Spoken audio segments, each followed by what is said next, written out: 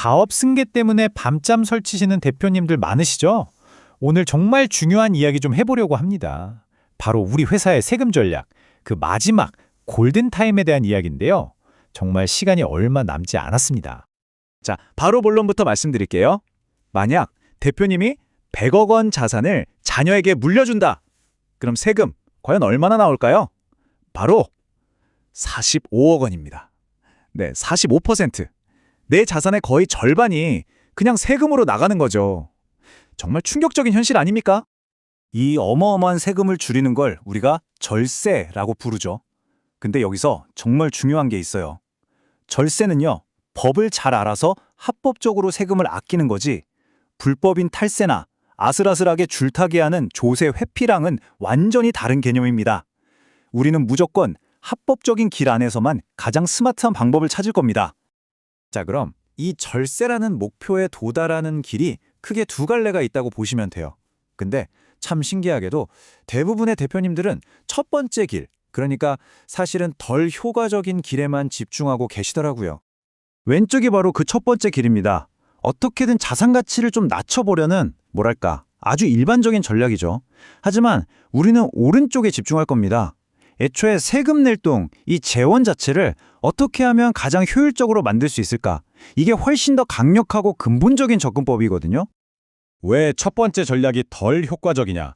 한계가 너무 뚜렷해요. 일단 시간이 어마어마하게 오래 걸립니다. 그리고 더 중요한 건 부동산이나 우리 회사 주식 같은 건 나라에서 정해놓은 최소 이 정도 가치는 된다는 한선이 있어요. 그래서 마음대로 가치를 팍팍 떨어뜨리는 게 아예 불가능합니다. 딱 막혀 있는 거죠. 자, 그럼 이제 생각의 방향을 180도 틀어보는 겁니다. 가치를 줄이려고 끙끙대는 대신에 그냥 이 큰 세금을 어떻게 가장 스마트하게 낼까? 여기에 한번 집중해보는 거죠. 바로 여기서부터 진짜 해결책이 보이기 시작합니다. 왜 비효율적이냐? 바로 이 이중과세라는 덫 때문입니다. 한번 보세요. 대표님이 상속세 내려고 회사 돈을 빼놓잖아요. 그럼 먼저 소득세를 왕창 냅니다. 그렇게 세금 한 번 떼인 돈으로 또 상속세를 내는 거예요.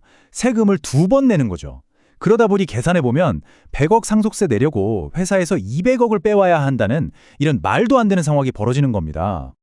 이 고통스러운 이중과세의 악순환을 딱 끊어버릴 수 있는 아주 기가 막힌 핵심 전략이 하나 있습니다. 오늘 설명에서 가장 중요한 파트입니다. 바로 감액배당이라는 겁니다. 감액배당 말이 좀 어렵죠? 쉽게 생각하시면 돼요. 우리가 보통 아는 배당은 회사가 열심히 장사해서 남긴 이익에서 나눠주는 거잖아요. 그런데 이 감액배당은 그게 아니라 애초에 주주들이 회사에 넣었던 자본금, 그중에서도 자본준비금에서 뺏어주는 아주 특별한 배당이에요. 이익이냐, 자본이냐, 이 차이가 하늘과 땅 차이입니다. 이 전략의 핵심 논리는 진짜 간단하고 강력해요. 바로 내 돈을 내가 찾아가는데 세금을 왜 내? 이겁니다. 그쵸? 내가 처음에 투자했던 원금을 돌려받는 거니까 이걸 새로운 소득으로 보지 않는 거예요. 그러니 세금도 없는 거죠. 아주 상식적이죠. 근데 여기서 주의할 점이 하나 있습니다. 자본준비금이라고 해서 다 똑같은 게 아니에요. 대표님이 직접 돈을 넣어서 생긴 순수한 내돈 성격의 준비금은 당연히 비과세가 맞습니다. 하지만 다른 회사랑 합병하면서 생긴 것처럼 다른 사람의 몫이 섞여 있는 돈은 과세가 될 수도 있어요. 그래서 우리 회사 장부를 열어서 이 돈의 성격이 뭔지 전문가가 꼼꼼하게 분석하는 과정이 반드시 필요합니다. 물론 이렇게 강력한 혜택을 그냥 주진 않겠죠. 당연히 넘어야 할 산들이 있습니다. 상법에 정해진 절차를 아주 철저하게 지켜야 하고요. 또 자본준비금이 충분히 쌓여 있어야 합니다. 자본금의 1.5배는 넘어야 해요. 그리고 그냥 주주총회도 아니고 훨씬 더 까다로운 특별결의라는 절차를 통과해야만 합니다. 자, 여기까지 들으시면 와, 이거 정말 엄청난 방법이구나 싶으실 거예요. 맞습니다. 그런데 이제부터가 진짜입니다.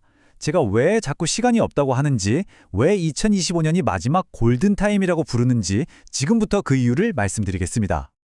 문제는 바로 이거예요. 이렇게나 좋은, 이렇게 강력한 절세 도구인 감액배당을 과연 우리가 앞으로도 계속 언제까지나 쓸 수 있을까요? 그 답이 정말 충격적입니다. 오늘 제가 드리는 말씀의 가장 핵심이라고 할 수 있는데요. 2026년부터는 모든 게 바뀝니다. 지금 당장 50억을 감액배당으로 받으면 세금은 영원 한 푼도 없습니다. 하지만 2026년부터는요. 똑같이 50억을 받아도 세금이 무려 25억 원이 나올 수 있습니다. 영원 대 25억.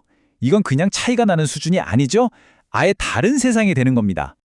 이게 갑자기 툭 튀어나온 얘기가 아니에요. 거대한 흐름을 보셔야 합니다. 이미 2023년에 가족법인을 이용한 징역 규제가 한번 강화됐었죠. 그리고 이제 2025년 말이 되면 이 감액배당 비과세라는 문도 쾅 하고 닫히는 겁니다. 우리가 활용할 수 있는 합법적인 절세의 문이 정말 눈에 보이게 점점 더 좁아지고 있는 거예요. 자, 지금까지는 감액배당이라는 아주 구체적인 방법에 대해 알아봤습니다. 하지만요, 이런 방법론보다 훨씬 더 중요한 게 있습니다. 그건 바로 목적지입니다. 우리가 어떤 차를 탈지 고르기 전에 어디로 갈 건지를 먼저 정해야 하는 것과 똑같습니다. 한번 상상해 보세요. 여기 자전거가 있고 자동차가 있고 비행기가 있습니다. 대표님, 이 중에서 어떤 걸 타고 이동하시겠어요? 한번 골라보시죠. 바로 답하기가 좀 애매하셨죠? 당연합니다. 제가 목적지를 말씀 안 드렸잖아요. 집 앞 편의점 가는데 비행기를 탈 수는 없고 저 멀리 미국 가는데 자전거를 탈 수도 없는 노릇이죠. 세상에 무조건 최고의 방법이란 건 없습니다. 오직 내 목적지에 딱 맞는 최적의 방법이 있을 뿐이에요. 그럼 다시 한번 여쭤보겠습니다. 대표님, 가업승계의 최종 목적지가 대체 무엇입니까? 그냥 세금 좀 아끼는 거, 그게 정말 최종 목적지인가요? 아니면 내 피땀 흘려 일군 이 회사를 자녀에게 온전히 물려주고 100년 기업으로 만드는 것입니까? 제가 실제로 겪었던 정말 안타까운 사례 하나 말씀드릴게요. 한 대표님이 계셨는데 세금 아끼는 데만 너무 집중하신 나머지 회사 주식을 재단에 기부하는 방법을 쓰셨어요. 네, 세금은 확실히 줄었죠. 그런데 그 결과 자녀에게 물려줄 주식이 거의 남아나질 않은 겁니다. 절세는 성공했지만 정작 가장 중요했던 승계는 실패한 거죠. 이걸 과연 성공이라고 할 수 있을까요? 그래서 제가 항상 말씀드리는 겁니다. 목적 없는 절세는 전략이 아니라 함정이다. 라고요. 가업승계의 진짜 목적, 그 본질은 세금 몇 푼이 아니라 우리 회사가 앞으로도 계속 살아남고 성장하는 것. 바로 그 미래에 있으니까요. 마지막으로 이 질문을 드리고 싶습니다. 지금 대표님이 세우고 계신 승계 계획은 우리 회사의 100년 미래라는 굳건한 목적지 위에 서 있습니까? 아니면 그저 2025년이면 효력을 잃을지도 모르는 사라져가는 방법들을 불안하게 끌어모은 것에 불과합니까? 이 마지막 골든타임이 끝나기 전에 정말 진지하게 스스로에게 물어보셔야 할 시간입니다.